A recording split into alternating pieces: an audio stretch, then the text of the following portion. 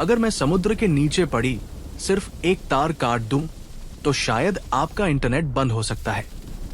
ना कोई सैटेलाइट का मैजिक, ना सिर्फ वाईफाई टावर्स का कमाल, असली गेम कहीं और चल रहा है।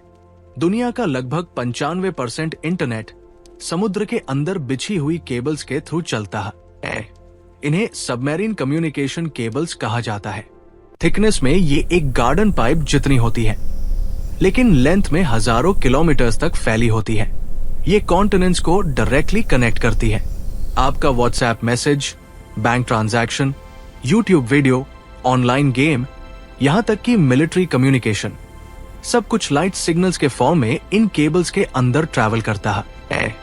हर केबल के अंदर अल्ट्रा थिन ग्लास फाइबर्स होते हैं। डेटा इन फाइबर्स के थ्रू लाइट की स्पीड के करीब ट्रैवल करता है।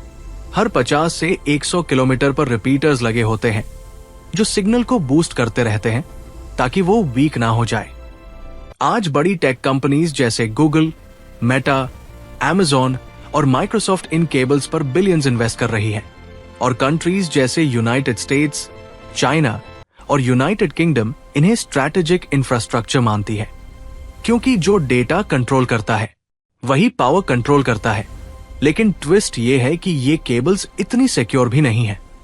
कभी शिप्स के एंकर्स इन्हें डैमेज कर देते हैं, कभी अंडरसी अर्थक्वेक्स इन्हें तोड़ देते हैं, कभी शार्क्स भी इन्हें काट लेती है। और जब जियोपॉलिटिकल टेंशंस बढ़ते हैं तो ये केबल्स टारगेट भी बन सकती है।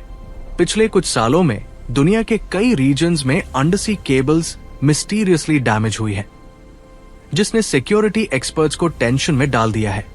सोचो, अगर मेजर केबल्स कट हो जाए, स्टॉक मार्केट्स फ्रीज हो सकते हैं, इंटरनेशनल बैंकिंग स्लो हो सकती है, मिलिट्री कम्युनिकेशन डिसरप्ट हो सकती है, और पूरे देश टेम्पररीली इंटरनेट से डिस्कनेक्ट हो सकते हैं। दुनिया हमें वायरलेस लगती है, लेकिन रियलिटी में हम फ्रेजाइल ग्लास थ्रेड्स पर डिपेंडेंट हैं, जो अंधेरे समुद्र की गहराइयों में पड़ी हुई है। समुद्र के नीचे ही चल रहा है दुनिया का असली नर्वस सिस्टम, और ज्यादातर लोगों को पता भी नहीं है कि उनका इंटरनेट असल में कहां से आता है।